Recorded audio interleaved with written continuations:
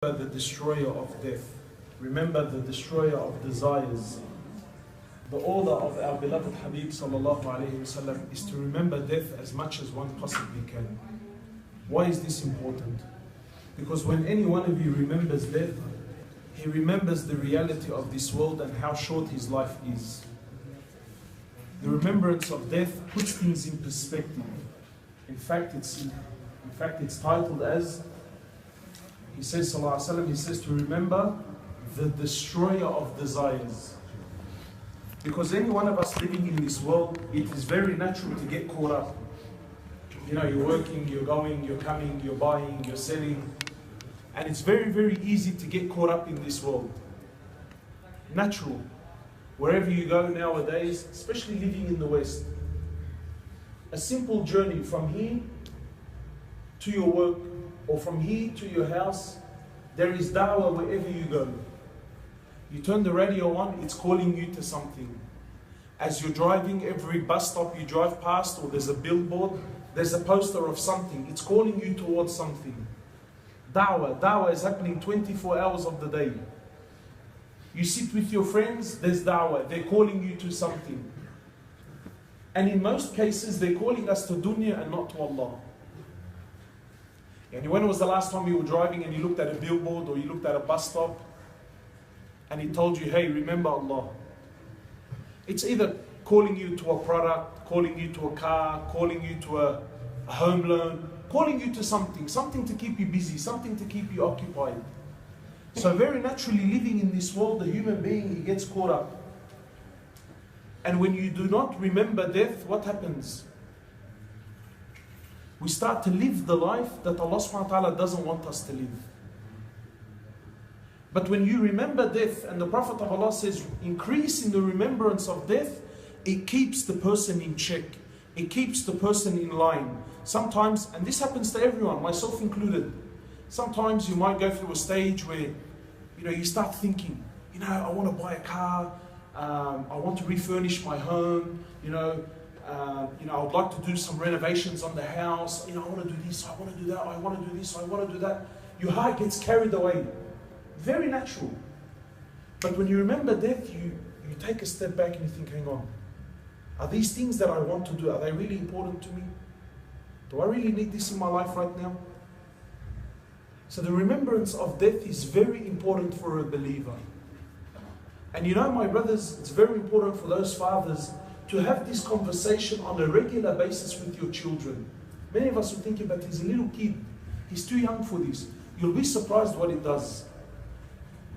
You'll be surprised what the conversation of death will do to the mind of a child.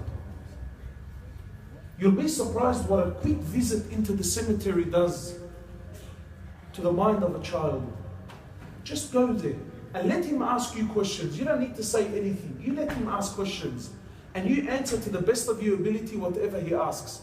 And you'll be amazed with what they come up with.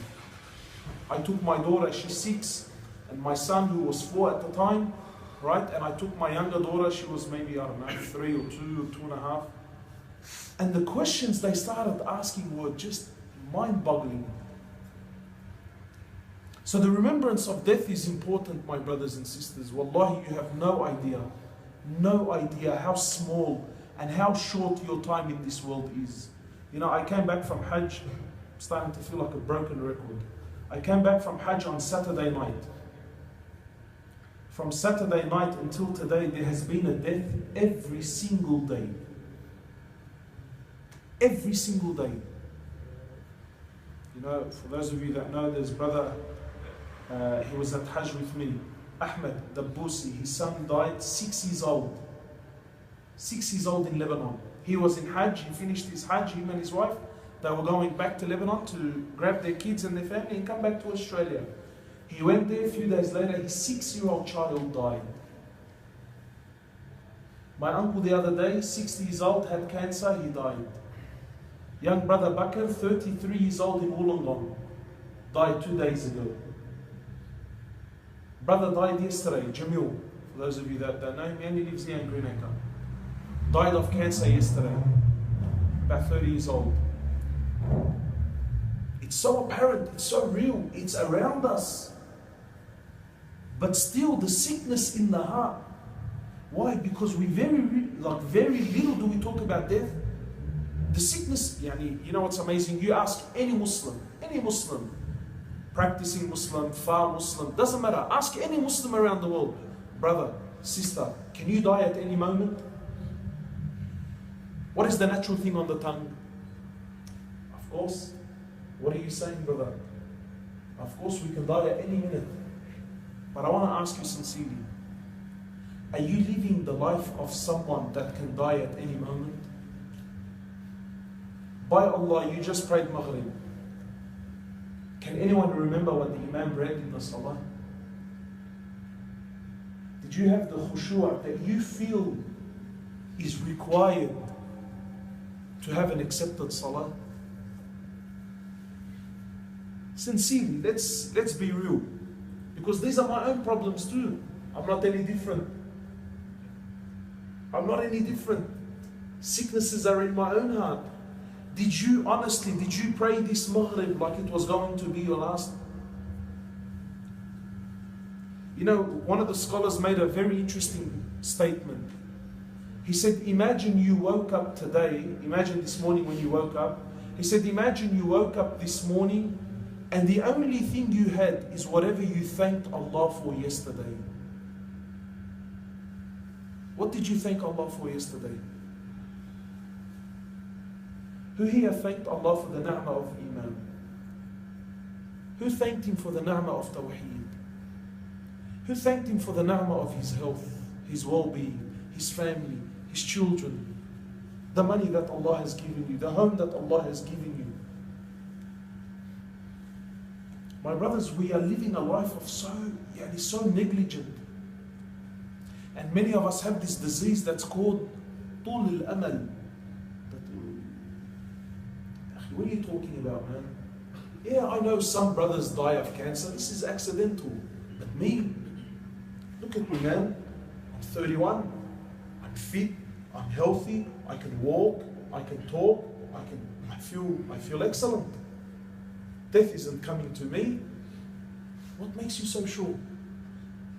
What guarantee does any one of us have? What guarantee do we have? And you know what's funny, my brothers, is yesterday I was sitting with some friends and we started mentioning the people that we know that have cancer. It's an amazing figure. People around us, people that we know, people that live in the area with cancer, young, and I'm not telling you they're old, young people. And it doesn't make sense anymore. You know, like before, if I told you, this person has cancer, naturally in your mind you would expect maybe he's old or she's old, or maybe they had a smoking habit, or maybe they were living a very unhealthy. But today it's proving otherwise. Young, fit, healthy, at the gym, doesn't smoke, doesn't have any medical problems, stage 4 cancer, stage 3 cancers, and you think, what's happening? But still in your heart and in my heart, I still have a long time, man. Not me. Not me. Why? Allah subhanahu wa ta'ala, when He spoke about the creation, it's amazing in the Quran. Allah subhanahu wa ta'ala says, we created death, then we created life. Let's think logically. If I was to speak about creation, doesn't it make a bit more sense that we talk about life, then talk about death? Logically, isn't it more sense to speak about life than death? But Allah doesn't speak about life first. Allah says we created death. This is your asl. This is your origin. Then we created life. Allah subhanahu wa ta'ala says, and every soul shall taste death. My brothers, whatever life you're living, know that there's only a few moments left. Allah subhanahu wa ta'ala, even in the Quran, when the people will stand before Allah on the day of resurrection, Allah subhanahu wa ta'ala will ask them, and how long did you live in this earth? How long did you live in dunya? قالوا يوما أو بعض يوم. A day or maybe half a day. These 50, 60, 70, let's say you live all out. Let's say you live 100 years. What's 100 years? Some people have been buried into the earth longer than they lived on the earth. Get a Rookwood cemetery here.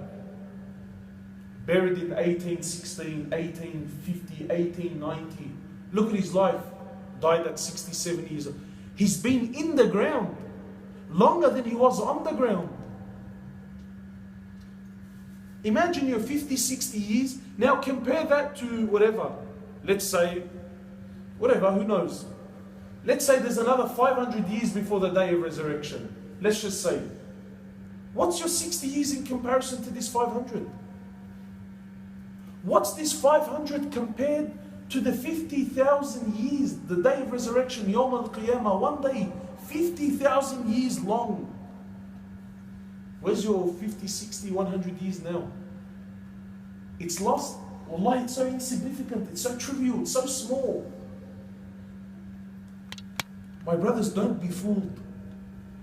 Your life in this world is so short, far shorter than what you think. Ali bin Abi Talib, he says, radiallahu ta'ala anhu, he says what? He says, people are asleep, and when they die, they wake up. This world that you and I are living, it's a dream. It's an illusion, it's not real. You think this is life? Honestly, do you think this is happiness? You can't go for 3-4 hours. Either you get tired, or you get hungry, or you got to go to the toilet. Or you can't go 3 hours. But you're dependent, you need something. Most parents are living here, growing up, raising their children, fee. What's going to happen to my son? What's going to happen to my daughter? You live in fear up until they get married. And then when they get married, you have all new fears. Is their marriage going to work? Are they going to get divorced? Are they going to have kids? Are they going to be pious people? There's no happiness in this world. There's no happiness. The only happiness is in the hereafter. And if we're not working towards the hereafter, then the time that we're spending here is lost, it's wasted. Where am I going with my life? Where am I going? How old are you? Everyone ask himself, how old am I? And billah alaik, be honest. What have you established in your lifetime? What have you put forward for your akhirah? What are you eager and keen? That, Ya Allah, I can't wait. I can't wait to leave this dunya because I'm so excited. I have so much to show you. I'm so proud of the life I live. Ask anyone. Wallahi, grab the biggest alim in the world. Brother, you ready to die? Keep me away. Give me some time. So what are you doing? What are we doing? Allah subhanahu wa ta'ala, He says, verily we created you. Allah, He says, verily we created the human being and the jinn for one purpose. إِلَّا لِيَعْبُدُونَ. Allah subhanahu wa ta'ala says, only to worship me. And to worship doesn't just mean salah. To worship Him, to know Him, to call others towards Him, to glorify Him, to make Him the purpose of your living. Look at our lives. So far. So far. If I was to ask any one of you now, sincerely, Ya Akhi al-Kareem, are you happy with your salah? Nah, wallahi, my brother, no.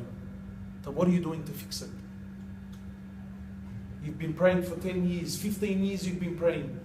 The salah you prayed today is still the same as 10 years ago. So where are you going with it? Allah subhanahu wa ta'ala says, قَدْ أَفْلَحَ الْمُؤْمِنُونَ الَّذِينَ هُمْ فِي صَلَاتِهِمْ خَاشِعُونَ.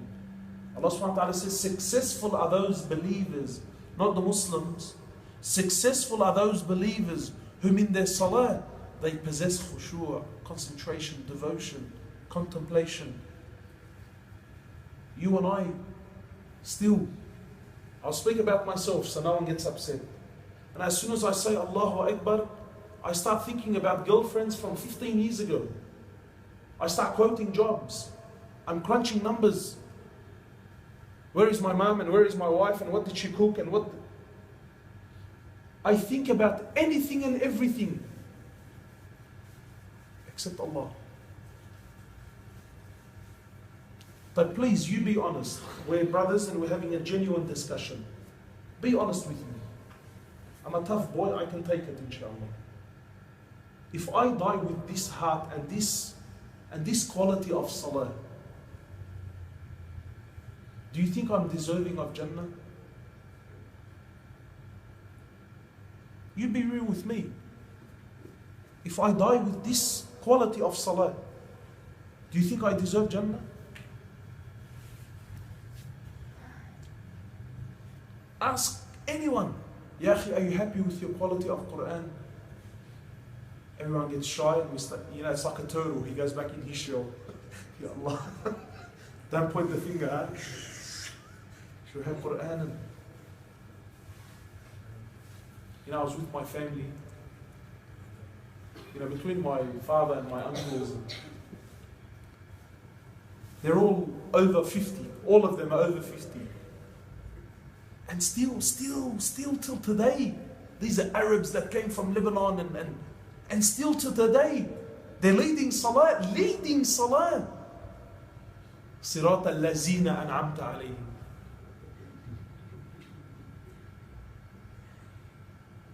وفيك تحكي معه والله بيوصك. فيك تحكي معه والله يبي يوصك. هلا it's funny. But all his life, الصراط الذين, according to most of the ulama, his salah is batil, it's incorrect. His salah is incorrect. طب يا أخي, when's the time that you're going to sit down with someone, fix your tajweed, fix your Quran? People tell you, يا أخي والله إنه I'm shy. صار عمري 40, I'm 40 years old. يا أخي, why are you shy? People are not shy to promote and parade that they're homosexual. People are not shy to promote and to parade. Wallahi, I've seen men, the things they do to their faces, it's so embarrassing.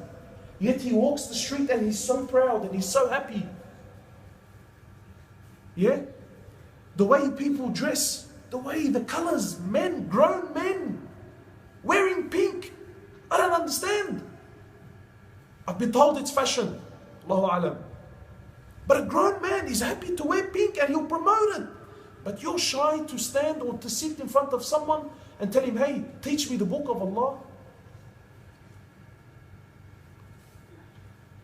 People are doing courses and starting trades at the age of 40. What's embarrassing about learning the book of Allah? What's embarrassing about that? The ulama say 2 people will never learn. 2 people will never learn. You know who they are? The one that's too shy to ask a question, this person will never learn in his life. And the one that has arrogance, I already know. These people will never learn. We ask Allah to not make us of either of them. No, we want to learn. We want to move forward. So I don't want to drag this on, my brothers, but our life is very short. Ask yourself, what am I doing? Have you ever sat in an exam? Has anyone here ever sat in an exam? Anyone? Yeah? Have you sat in an exam? Have you noticed that they have this in most countries? But usually when you reach halfway, the exam halfway, they usually ring a bell. Ding ding. Or they make an announcement. 40 minutes left. What's that do to you? Should we have 40 minutes? Or you feel this sense of urgency. Wait, hurry up. You're taking too long on the question. Or you're not working fast enough. Hurry up, move. Whatever you're having problems with, leave it. Go to the things that you know. Go to the things you can do. Come on, there's only, you've crossed halfway. The Prophet of Allah, he says, sallallahu alaihi wasallam, he says, the lifespan of my ummah is 50 to 60 years, or Allahu alam, 60 to 70 years, whichever one it was. 60 years. Most of us have already gone over halfway. So the bell rang a long time for us. but still no sense of urgency. We want to change this, inshallah. We need to start speaking about death. This is the last point. We don't speak about death to become miserable people. This is not what Rasulullah sallallahu alaihi wasallam was, inspiring his ummah to do. We don't speak about death so we can give our families and children and the people around us depression and lose hope in everything. La.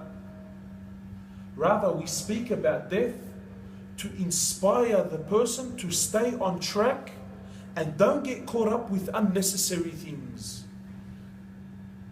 We speak about death to move us in a positive way to move forward, to get more active. This is why we speak about death. Not to make you depressed and give up on life and wallah, what's the point? We're all going to die, let's just all sit back and wait for death. No, this is not the way of a believer. Rather, we speak about it in a positive way so we can move in a positive direction. We ask Allah subhanahu wa ta'ala to make us of those that continuously remember and to not make us of those who are neglectful. We ask Allah subhanahu wa ta'ala to have mercy on all those that have died and left us. We ask Allah subhanahu wa ta'ala to have mercy on this whole ummah. Subhanakallahumma bihamdika ashhadu an la ilaha illa anta astaghfiruka wa atubu